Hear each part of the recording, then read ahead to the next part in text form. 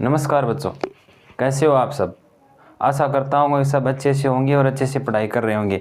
देखो, पीछे की कक्षा में हम क्या पढ़ रहे थे। कक्षा 10 की साइंस का चैप्टर नंबर 1 पढ़ रहे थे, रासायनिक अभिक्रिया एवं समीकरण। इस चैप्टर में अपन ने इसको थोड़ा बहुत पढ़ लिया। जस्ट इससे पीछे कक्षा में अपन ने पढ़ा था वियोजन अभिक्रिया। क्या चल रहा था, अपना टॉपिक चल रहा था वियोजन अभिक्रिया चल रहा था। वियोजन अभिक्रिया में अपन ने जल का विद्युत अपघटन कर लिया था, जिसको चित्र बनाकर समझा था कि जल का जो विद्युत अपघटन है वो किस प्रकार होता है, जल अपने अणुओं में किस प्रकार, हाइड्रोजन और ऑक्सीजन में किस प्रकार से टूटता है, वो क्या कर लिया अपन ने, पढ़ लिया। वो तो था जल का विद्युत अपघटन। अब वियोजन अभिक्रिया के अंदर ही अपना टॉपिक है प्रकाशिक अपघटन।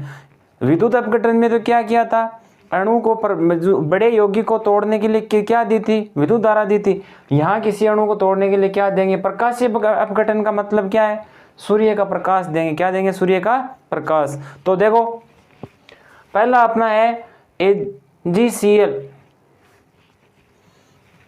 पहले मैं इसको मिटाता हूं। देखो, ये संतुलित लिख दी मैंने, ये अब क्या है, असंतुलित अभिक्रिया। देखो क्या है, AgCl2 सिल्वर क्लोराइड, AgCl2 यानी सिल्वर क्लोराइड। इसको जब क्या देंगे, इसको सूर्य के प्रकाश में रखा जाएगा तो यह अपने अणुओं में टूटेगा। किस किस में, एक तो Ag यानी चांदी और Cl यानी गैस। चांदी और क्लोरीन, जो AgCl बना है वो सूर्य के प्रकाश में रखने से क्या हो जाएगा, Ag अलग हो जाएगा और क्लोरीन गैस जो है वो क्या हो जाएगी, अलग हो जाएगी। AgCl किस रंग का होता है, सफ़ेद रंग का होता है। जैसे इसको सूर्य के प्रकाश में रखेंगे Ag और Cl अलग अलग हो जाएंगे, तो यहाँ Ag बनेगा किस रंग का बनेगा, धूसर रंग का बनेगा। और इसे Ag क्या बोलते हैं, सिल्वर यानी चांदी। और क्लोरीन गैस क्या हो जाती है, अलग हो जाती है। अब ये AgCl जो होता है वो किस रंग का होता है, सफ़ेद रंग का होता है। और इसका जो अपघटन हुआ है वो किसकी उपस्थिति में हुआ है, सूर्य की प्रकाश की उपस्थिति में हुआ है। इसका मतलब ये क्या हो गया, प्रकाशिक अपघटन हो गया। दूसरी देखो क्या है, दूसरा देखो क्या है, दूसरा है अपना सिल्वर ब्रोमाइड। क्या है, सिल्वर ब्रोमाइड। तो AgBr, क्या है, AgBr। इसको भी किसकी उपस्थिति में रखेंगे, सूर्य के प्रकाश की उपस्थिति में रखेंगे तो Ag अलग हो जाएगा और Br क्या हो जाएगा, अलग हो जाएगा। इसको यहाँ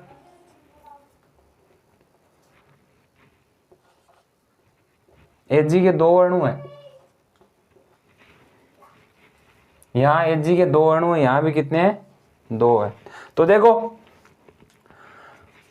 AgBr यानी सिल्वर ब्रोमाइड, इसको भी क्या किया, सूर्य का प्रकाश दिया, तब ये भी टूट गया Ag और Br में। ये फीका पीले रंग का होता है और जब Ag अलग हो जाएगी यानी चांदी अलग होगी तो ये किस रंग का हो गया, दूसरे रंग का। और Br जो है अपनी गैस के रूप में क्या हो गई, बाहर निकल गई। तो ये भी किस अवस्था में, किस रूप में, Br किस में टूटा है, Ag और Br में टूटा है। सिल्वर ब्रोमाइड था, सिल्वर अलग हो गया और ब्रोमाइड ब्रोमीन जो है अपना वो अपना अलग हो गया। तो सूर्य के प्रकाश, इसको भी क्या क्या दिया, अपने सूर्य का प्रकाश दिया। अब तो ये तो थी अपनी वियोजन अभिक्रिया। अब वियोजन अभिक्रिया के अंदर ही क्या अपना ऊष्माशोषी अभिक्रिया। देखो ऊष्माशोषी अभिक्रिया क्या होती है, ऊष्माशोषी अभिक्रिया होती है वह रासायनिक अभिक्रिया जिसमें ऊर्जा का अवशोषण होता है।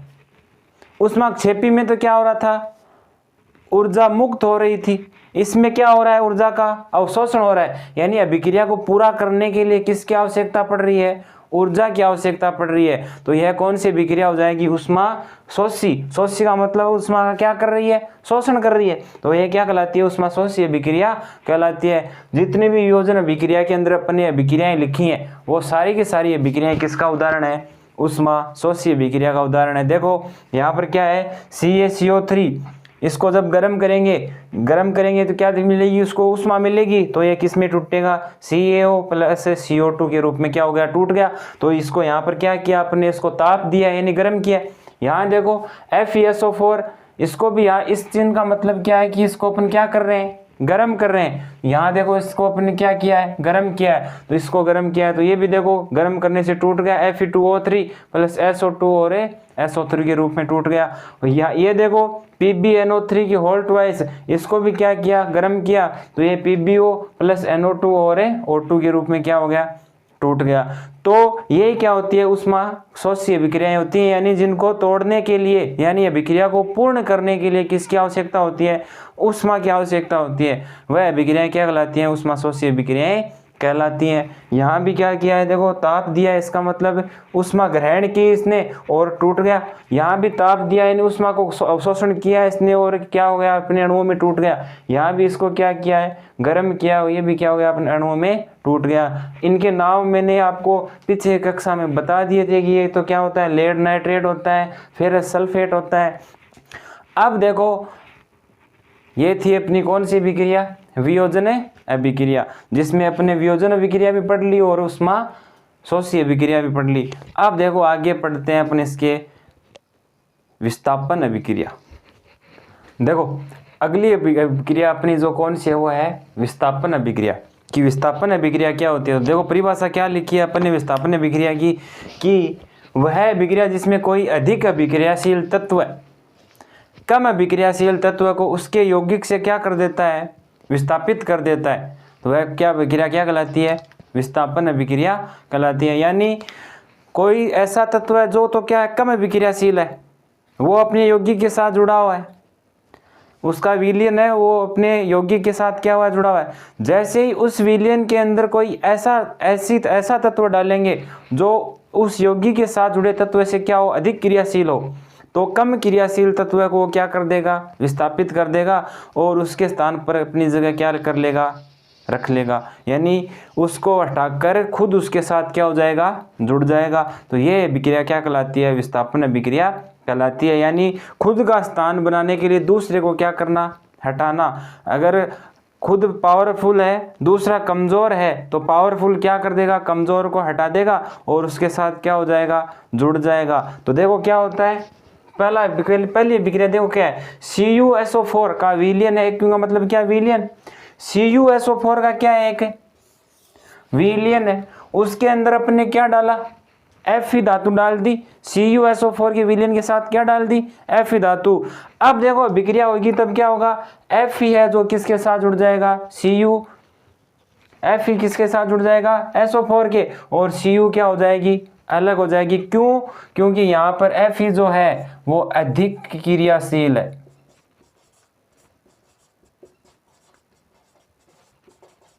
किससे, Cu से, ये कम क्रियाशील है।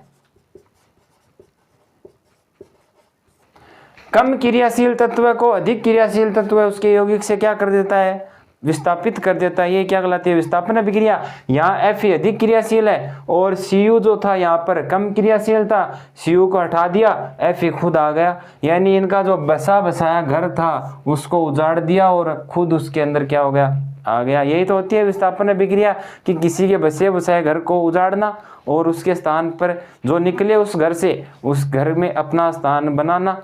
दूसरा देखो क्या है, यहाँ पर हो क्या रहा है वो देखेंगे। देखो यहाँ Fe जो है Cu से अधिक क्रियाशील है, यही तो लिखा है, अधिक क्रियाशील है। Cu क्या है, कम क्रियाशील है।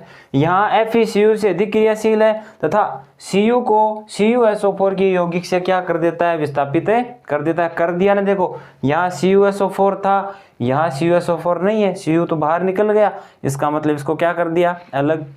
दूसरा उदाहरण देखो क्या है, Zn धातु है, CuSO4 का विलयन है वापस। अब CuSO4 के विलयन में यहाँ तो क्या डाला था, Fe, यहाँ क्या डालेंगे, Zn डालेंगे। तो Zn क्या करेगा, Cu को विस्थापित कर देगा और उसके जगह खुद जुड़ जाएगा और Cu क्या हो जाएगा, अलग हो जाएगा। इसका मतलब ये क्या है,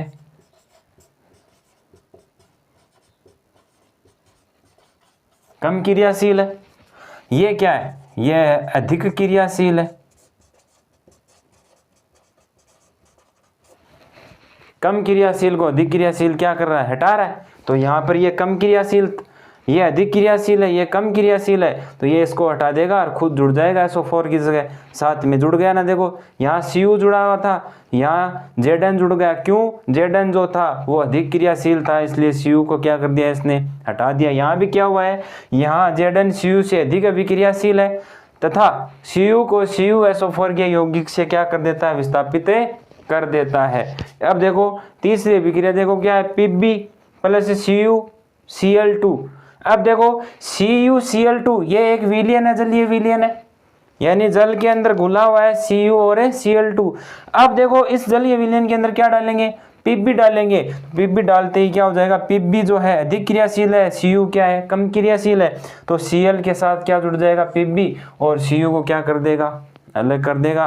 तो ये क्या है अपनी विस्थापन अभिक्रिया, यानी अधिक क्रियाशील धातु जो या तत्व जो होता है वो कम क्रियाशील तत्व को उसके यौगिक से क्या कर देता है, हटा देता है, और उसके स्थान पर खुद क्या हो जाता है, जुड़ जाता है। यही क्या है अपनी विस्थापन अभिक्रिया। तो ये थी अपनी विस्थापन अभिक्रिया। अब देखो अगली अभिक्रिया अपनी जो वो है द्विविस्थापन अभिक्रिया।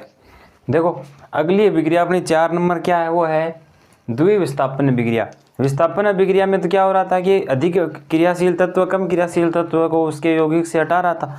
अब देखो द्विविस्थापन अभिक्रिया क्या होती है, वह अभिक्रिया जिसमें आयनों का आदान प्रदान होता है, यानी एक दूसरे से आयन क्या कर लेते हैं, बदल लेते हैं, वह क्या कहलाती है, द्विविस्थापन अभिक्रिया कहलाती है।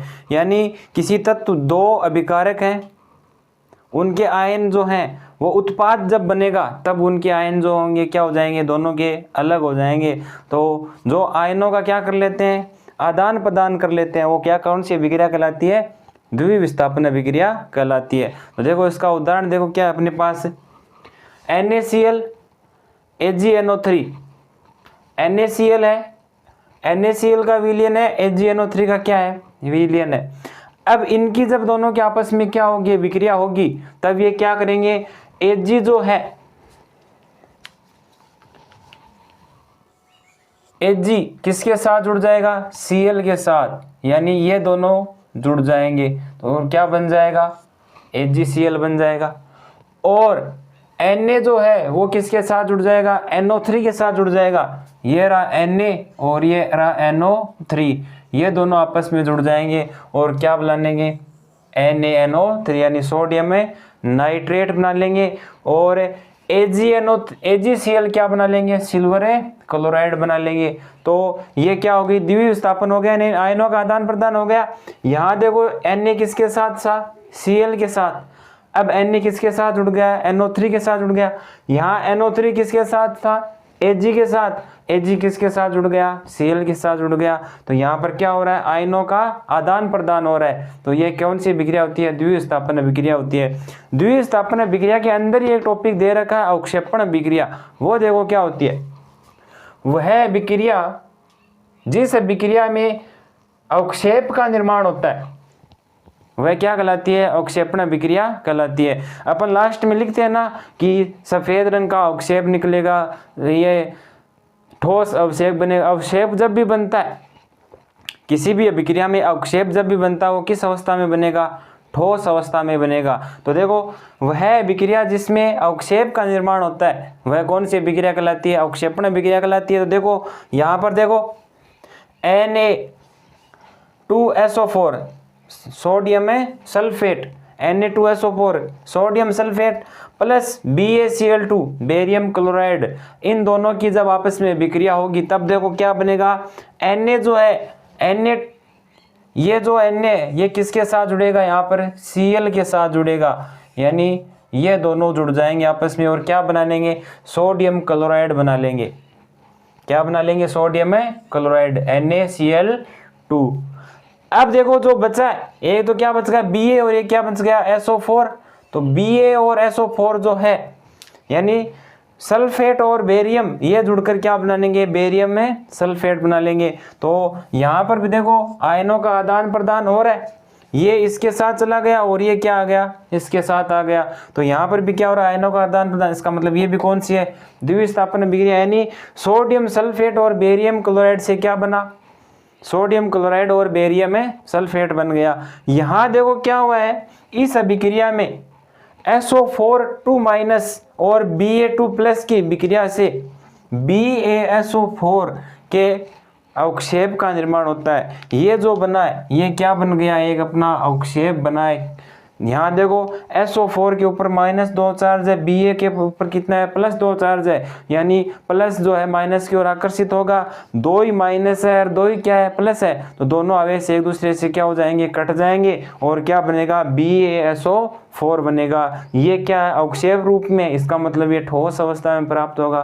तो ये कौन सी अभिक्रिया होगी, अपनी अवक्षेपण अभिक्रिया है। देखो सोडियम सल्फेट और बेरियम क्लोराइड की जब अभिक्रिया होती है तब क्या बनता है, अवक्षेप बनता है, किसका, बेरियम सल्फेट का अवक्षेप बनता है। तो ये अपनी कौन सी अभिक्रिया हो गई, द्विविस्थापन अभिक्रिया भी है ये, और कौन सी है, अवक्षेपण अभिक्रिया भी है। क्यों, क्योंकि इसके अंदर क्या बन रहा है, BaSO4 का क्या बन रहा है, अवक्षेप बन रहा है।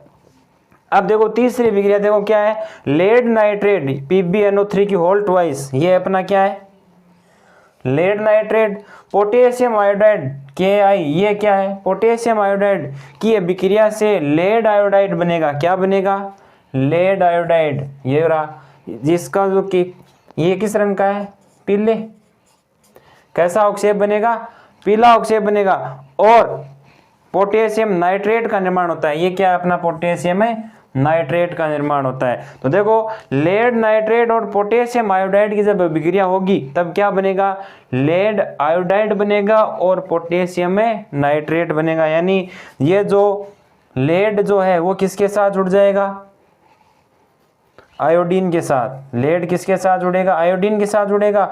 और NO3 या नाइट्रेट जो है वो किसके साथ जुड़ जाएगा, पोटेशियम के साथ जुड़ जाएगा। तो क्या बनेगा, पोटेशियम नाइट्रेट। तो ये भी अपनी कौन सी अभिक्रिया है, द्विविस्थापन अभिक्रिया है। यानी इसमें भी क्या हो रहा है, आयनों का आदान प्रदान हो रहा है। तो ये थी अपनी द्विविस्थापन अभिक्रिया। इसी के अंदर क्या था, अपना अवक्षेपण अभिक्रिया थी। अब देखो बुक का एक क्वेश्चन है पाठगत प्रश्नों में, वो देखते हैं। आज की क्लास का अपना लास्ट क्वेश्चन है, देखो क्या है, किसी पदार्थ X, नाम नहीं दिया पदार्थ का, क्या दे दिया, X पदार्थ है, मान लिया कि विलयन का उपयोग सफेदी करने के लिए किया जाता है। सफेदी करने के लिए कौन से पदार्थ का उपयोग करते हैं, कैल्शियम ऑक्साइड का। किसका उपयोग करते हैं, कैल्शियम ऑक्साइड का। इस पदार्थ X का नाम व सूत्र, तो हल इसका जो आंसर होगा वो क्या होगा, देखो पदार्थ X का नाम सफेदी करने के लिए कौन सा आता है, कैल्शियम ऑक्साइड यानी CaO। तो क्या होगा, कैल्शियम,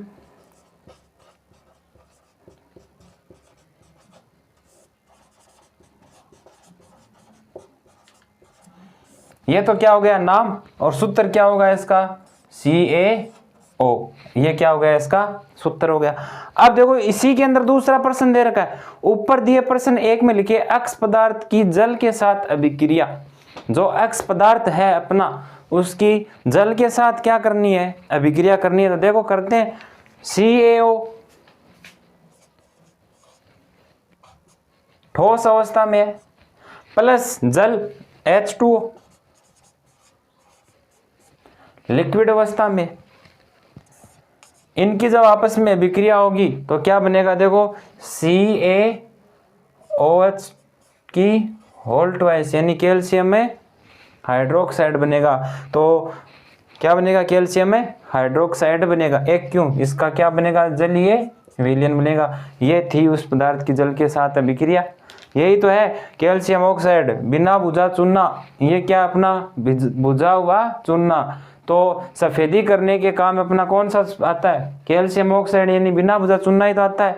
उसका अपने नाम लिख दिया, सूत्र लिख दिया, जल के साथ उसकी क्या लिख दी, अभिक्रिया लिख दी। तो आज की क्लास में अपन इतना ही करेंगे। बाकी के जो 2 टॉपिक हैं, एक तो क्या रेडॉक्स अभिक्रिया और संक्षारण और विकृत गंधिता, ये अपन पढ़ेंगे कल की क्लास में। तब तक के लिए आप पढ़ते रहिए, धन्यवाद।